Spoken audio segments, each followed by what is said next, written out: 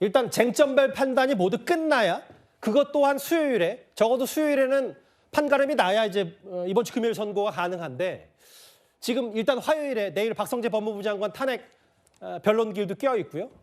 시간이 많지는 않습니다. 헌법재판관들도. 그러다 보니까요. 여권에서는 이번 주 금요일이 아닌 다음 주에 대통령 선고가 날 것이다라고 전망까지 하고 있습니다.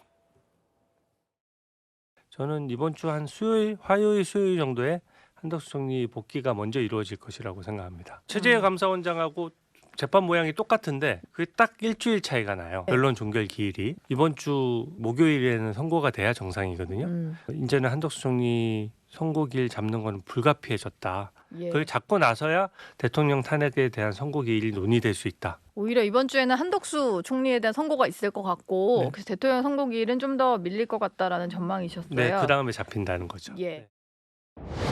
저는 28일 가능성을 조금 더 높게 보고 있는 상황입니다. 26일로 예고된 이재명 대표의 2심 판결의 결과를 그게 지나간 다음에 헌법재판소에 판결을 내리려고 하지 않을까라는 제 그냥 추측을 해봅니다.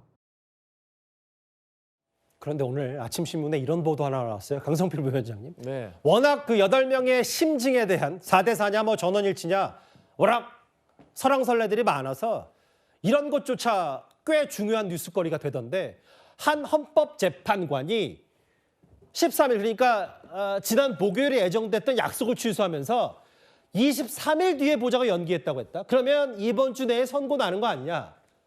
이걸로 그 정도의 짐작이 되세요? 저게 사실이라면 예.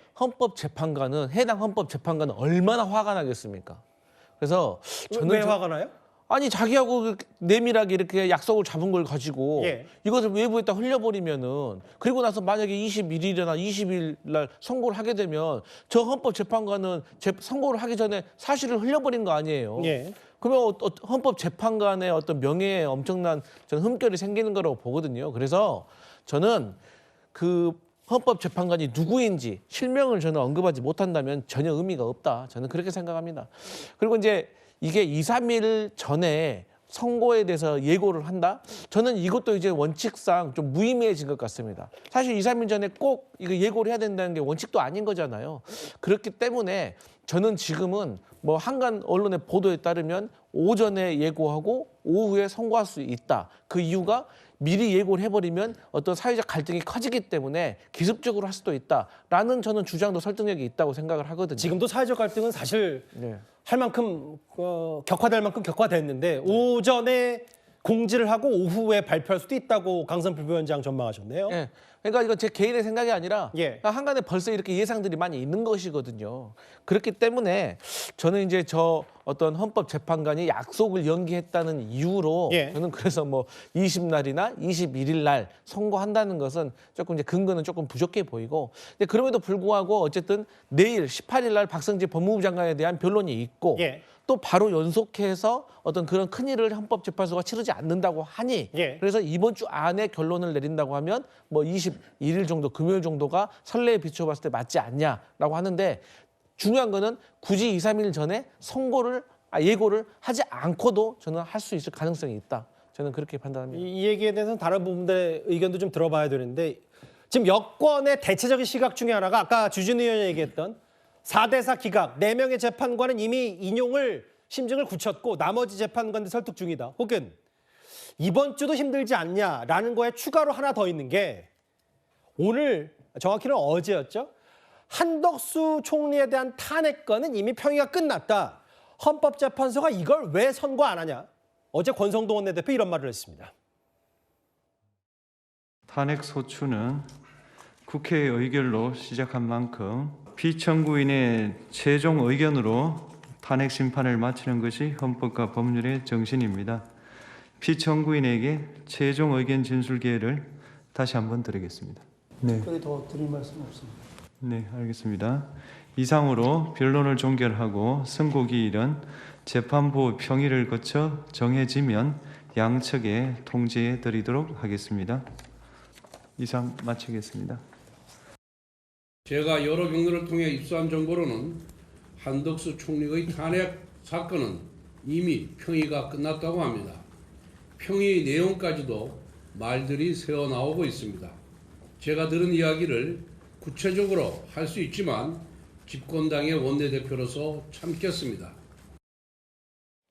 그 한덕수 총리 건은 이미 한 번으로 변론기일 끝으로 종결이 됐고, 그러면 이 부분 윤기찬 부위원장님, 권성동 원내대표는 아예 본인이 알아보니까 한덕수 총리 탄핵건은 평의가 끝났다라는 얘기를 여당 원내대표가 있어요. 글쎄 뭐 단언을 하셨는데 저는 상대적으로 대통령의 탄핵 심판 사건보다는 이게 앞서 선고돼야 된다는, 따라서 이거 끝났을 것이다 이렇게 추정하는 것은 가능하다고 보는 것이, 예. 이미 19일 날 변론이 종결됐고요.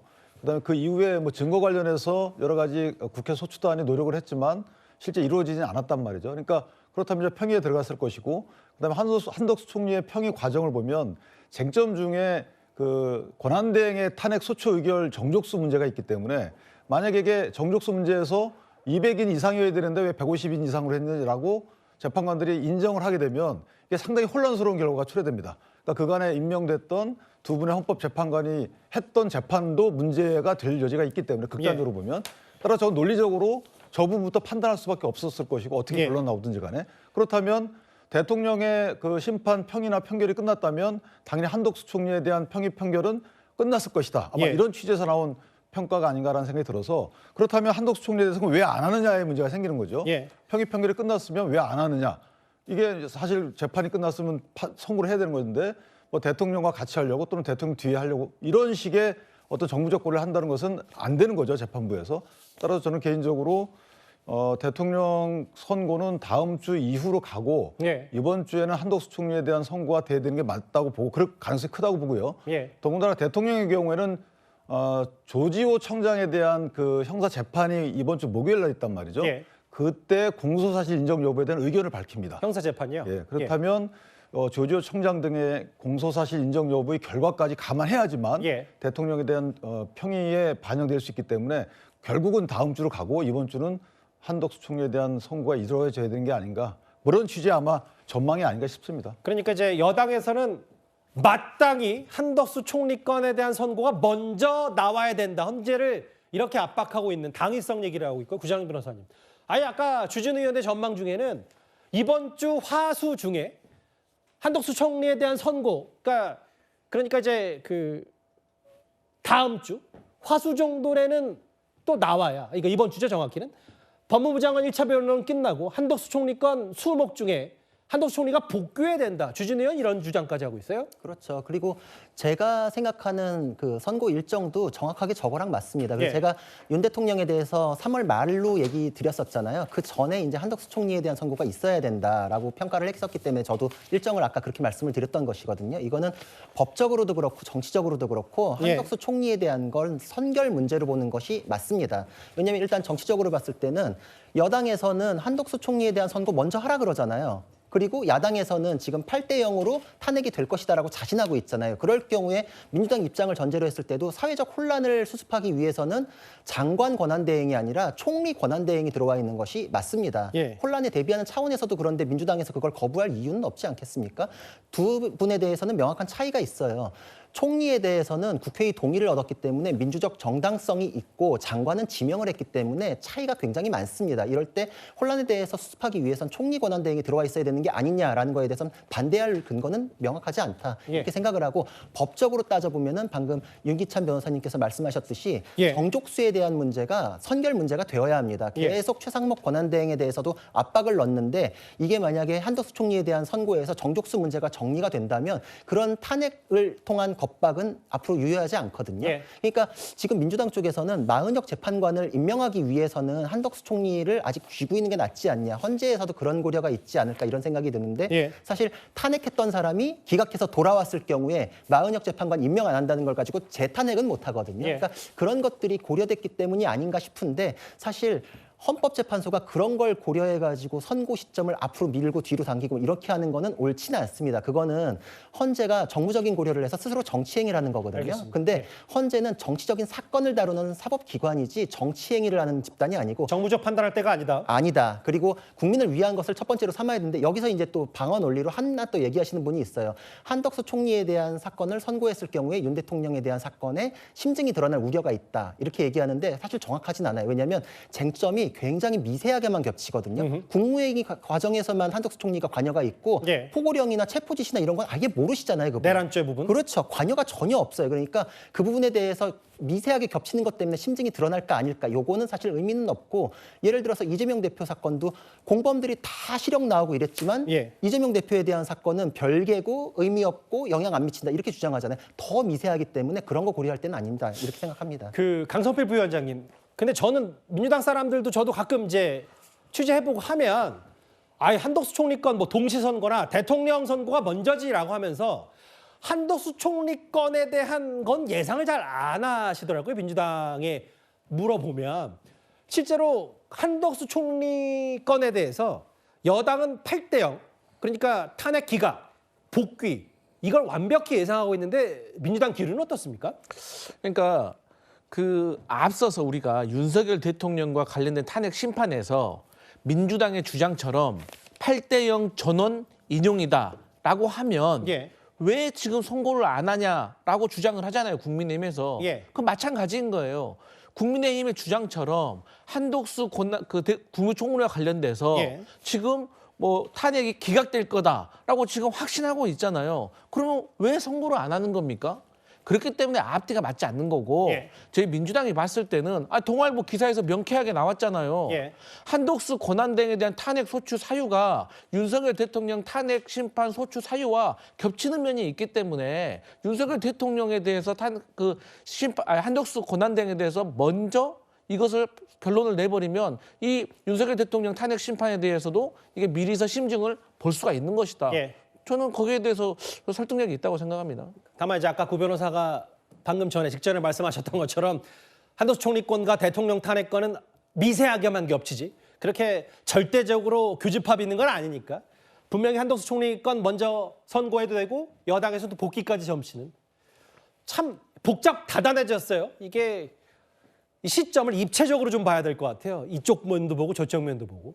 근데 만약에 여당의 주장처럼 관측처럼 이번 주 금요일이 아니라 다음 주에 대통령 선거가 나온다. 이러면 이미 못이 박혀 있는 이재명 대표의 선거법 항소심 선고 다음 주가 정치권 운명의 한 주가 될 수도 있습니다. 오늘 야당 목소리 들어보겠습니다.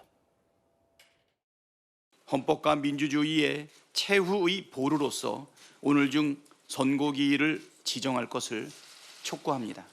헌법 파괴자 윤석열을 단호하게 만장일치 파면함으로써 그 역할을 다해줄 것을 당부드립니다.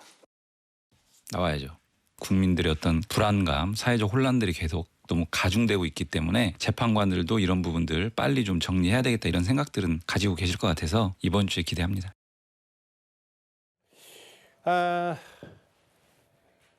나경원 의원, 이재명 대표 선거법 항소심 그러니까 3월 26일 직후 그 이후에 대통령 선고해야 된다라고 했고 아까 주진우 의원 얘기는 아까 얘기를 좀 가름하면 되는데 성춘 부의장님 예.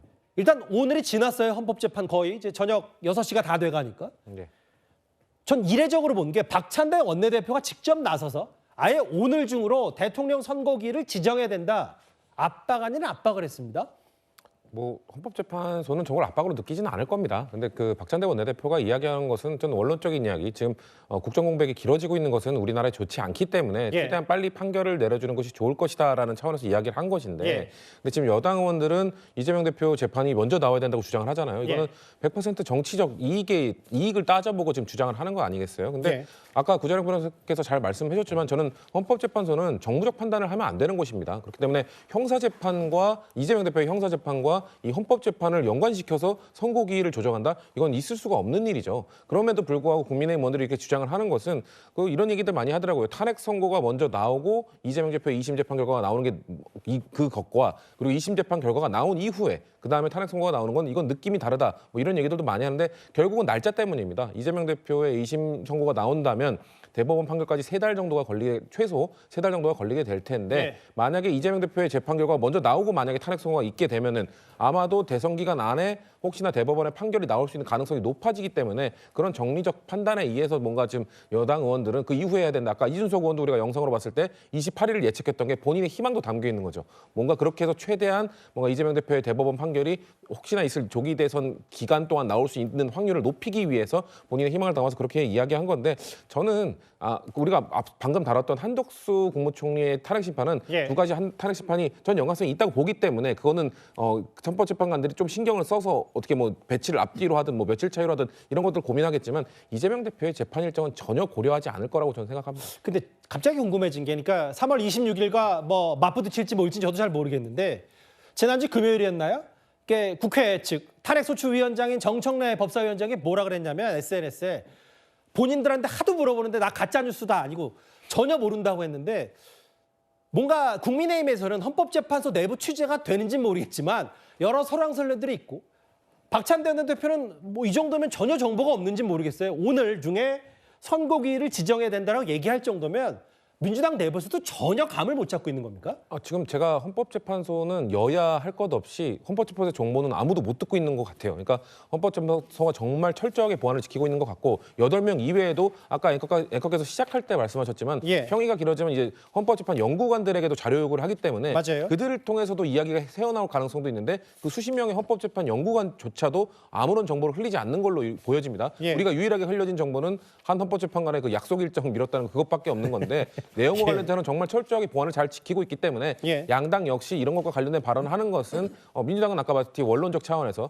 저는 국민의힘도 어떻게 보면 정치적 뭐 목적도 있겠지만 원론적 차원에서 뭐 이재명 대표의 재판을 먼저 해야 된다 뭐 이렇게 주장하는 것에 불과하다라고 생각하고 있습니다.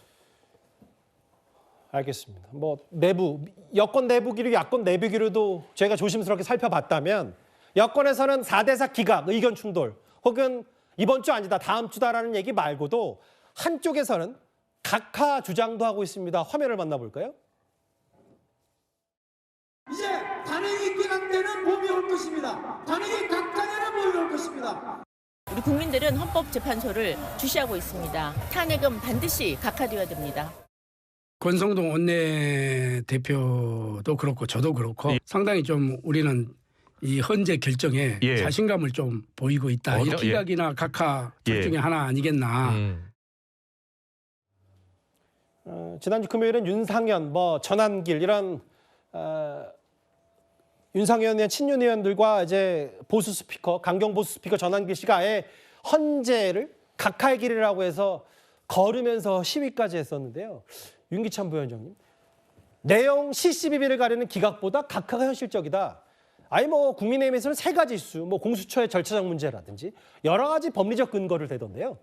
이제 각하라는 것은 소추권을 구비하지 못했다는 것이거든요. 그러니까 구체적으로 말씀드리면 사실은 탄핵 소추 의결서에 담긴 그 소추 내용하고 심리 과정에서 소추단이 밝힌 내용하고 다르다는 겁니다. 그중에 대표적인 게 내란죄 철회 여부입니다. 그 내란죄 철회 여부도 철회했다라고 명백히 밝힌 것도 아니고 사실상 철회다. 그러니까 이 사실상 철회된 상태로 재판이 맞춰졌어요. 그렇다면 이게 형사재판에 빗대면 사실은 이게 이제 소추권을 구비하지 못한 공소, 기각, 결정 내지 판결이 나야 되는 사안이죠. 그것을 빗대서 하는 얘기인데 문제는 뭐냐면 이제 증거 판단을 할 때 아까 말씀드린 홍장원 차장의 메모지라든가 이것이 대통령이 직접 정치인 체포를 지시했다는 한해 증거로 주장을 해왔기 때문에 그 부분하고 곽종훈 전 사령관의 진술 이런 부분들이 만약에 뺀다 그러면 이분들에 대한 이분 진술 증거의 신빙성을 갖고 아마 경론이 예상이 됐을 겁니다. 그 경론을 피해가는 거 본인이 만약에 거기에 설득이 안 되면 경론을 피해가는 방법은 각하 의견을 내는 방법이죠. 따라서 각하 의견 만장일치 각하는 있기 어렵고 또 5분의 각하 의견도 쉽지는 않아 보입니다. 그렇다면 각하 의견이 기각을 이끄는 정도의 정족수 잠식을 통해서 사실 기각을 이끄는 이런 정도의 내부 어떤 생각이 있지 않을까 개인적으로 각하 주장을 하시는 분들은 따라서 사실관계 파악은 결정하기 어려울 수 있어요. 그래서 격론이 있을 수 있고 왜냐하면 이런 증거들에 대해서 이거를 신빙성을 인정해 줘야 되는 것인지 그렇지 않은 것인지 그럴 경우에는 각하 의견으로 선회함으로써 아마 그 돌파구를 만들 수 있지 않을까라는 생각이 있지 않을까 이렇게 생각합니다. 저희가 여러 합리적 추론과 관측을 중심으로 여기 계신 내부리 전문가와 함께 언제 날 건지 혹은 지금 현재 내부 상황은 어떤지를 하나하나 점검하고 있는데 헌법재판소에 눈과 귀가 쏠릴 수밖에 없는 이유가 또 내일은 박성재 법무부 장관의 첫 번째 변론 기일입니다. 그럼 또 변론 기일 열리자마자 끝나는 거 아닐지 여당에서는요 아예 이렇게 무리하게 탄핵을 주도할 경우 민형사상 책임을 물어야 한다는 그 목소리까지 내놨습니다. 탄핵당한 사람이 한마디가 있습니까? 저로서는 저에 대한 탄핵 소추가 법리적으로 선거법적으로 근거가 부족하다고 생각합니다. 저뿐만 아니고 여러 사람들에 대한 탄핵 소추 절차가 이유가 없음이 많이 밝혀지고 있습니다. 민주당처럼 거대 의석을 가진 악질 정당이 등장하면 조자룡 헌칼 쓰듯 탄핵을 마구남발하는 것입니다. 탄핵 사유에 중대한 하자가 있어 기각이나 각하가 됐을 경우에는 민형사상 책임을 묻는 방안도 적극적으로 검토할 필요가 있습니다. 4억 6천 그러니까 탄핵으로 남발된 국민 세금 얘기를 국민의힘에서 많이 했었는데 구자룡 변호사님 아까 조자룡 얘기도 나오네요. 구 변호사 생각했을 때 실제로 민형사상 책임을 물을 만한 법적 근거가 됩니까? 여당 주장처럼?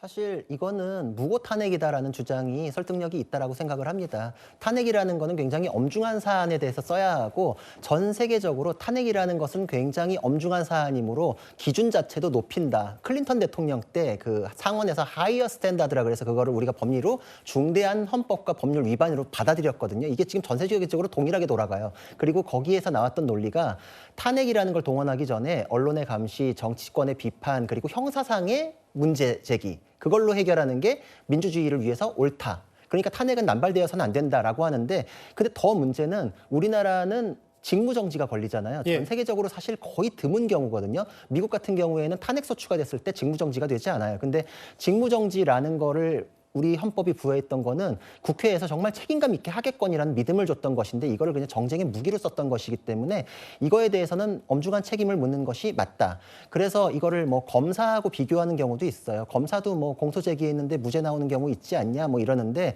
체계적으로 전혀 다르죠. 검사가 기소했을 경우에 무죄 나는 거는 우리나라에서 한 2% 남짓밖에 안 돼요. 지금 민주당이 제기한 거 다 기각됐죠. 거기에 대해서 책임을 져야 하고 그러면은 내용이 근거가 있었는가? 사실 여기에 대해서 언론 기사 몇 개만 짜집기 해가지고서 했기 때문에 헌법재판소에서 핀잔을 들었던 경우도 있고 소추 사유가 정리가 안 됐다는 얘기도 나왔었고 이걸 통해서 직무정지를 했으면 손해라는 게 발생을 하죠. 심지어 형사사건에서도 국가의 이익을 위해서 검사가 공소 제기를 했는데도 만약에 무죄가 나오잖아요. 그럼 형사 보상 청구, 형사 비용 보상 청구가 둘 다 가능해요. 검사는 또 그거에 따라서 징계나 인사고과에 반영이 돼요. 그리고 심지어 그 과정에 위법이 있으면 국가배상 청구도 가능하거든요. 그러니까 증거 자료를 넣었다 뺐다 해가지고 심지어 수사관이 실형을 살았던 적도 있어요. 불법 체포죄로 법원에서 영장을 받았는데도. 그러니까 이런 것들을 고려했을 때 국민의 세금으로 나는 아무런 대가도 치르지 않으니까 너무 쉽게 민주당이 했던 부분이 있다. 이거에 대해서는 똑같은 잣대로 다른 제도들하고 비교해봤을 때 직무정지도 없애야 되고 민형사상의 책임도 물어야 되는 게 맞고 제도 개선이 필요하다. 그렇죠. 그리고 또 하나 반드시 필요한 거는 정말 기각이 됐다, 각하가 됐다라고 했을 때는 고초를 치른 사람에 대해서는 변호사 비용을 물어주는 게 맞습니다. 정리를 해볼게요. 강성필 부위원장님. 모르겠어요. 그러니까 무고 탄핵 8.8패 아니냐. 여당의 주장은 이런데 근데 저희가 달력을 꾸미면서 준비하면서 근본적인 들었던 의문은 결과적으로 봤을 때 민주당의 줄탄핵 혹은 무차별 탄핵이 결과적으로는 대통령 파면 여부를 결정하는 선고를 늦출 수밖에 없는 이유가 됐다. 그거에 대해서 동일하세요? 저는 동의할 수 없고요. 만약에 탄핵을 추진을 했는데 탄핵이 기각됐기 때문에 민정사상의 어떤 책임을 지라라고 한다고 하면 과거에 박근혜 전 대통령 탄핵됐잖아요.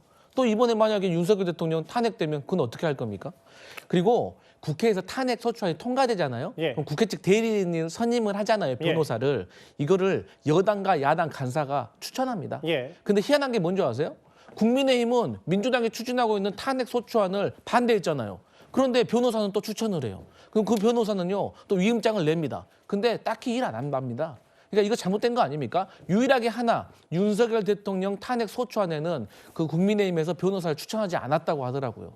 그래서 저는 뭐 탄핵이 남발되는 건 분명히 잘못된 겁니다. 예. 또 거기에 대해서 이재명 대표가 부족함이 있다, 완전 무결하지 않다라고 말을 했기 때문에 저는 과도하게 뭐 민영사상에 좀 현실적이지 않는 말고 좀 현실적인 제도 개선은 좀 민주당과 함께 논의해 볼 필요는 있다. 이런 말씀 드리겠습니다. 제 질문에 반은 답이 됐고 반은 답이 안 된 것도 짧게만. 그러니까 지금 저희 자막에 나옵니다만 만약에 박성재 법무부 장관 탄핵 소추하지 않았으면 네. 내일 헌법재판관들이 분명히 평의할 시간이 있었을 텐데 대통령. 네. 결과적으로 이런 것들이 야당의 줄탄핵이 대통령 파면 여부를 결정하는 시간을 늦췄다. 이건 어떻게 생각하세요?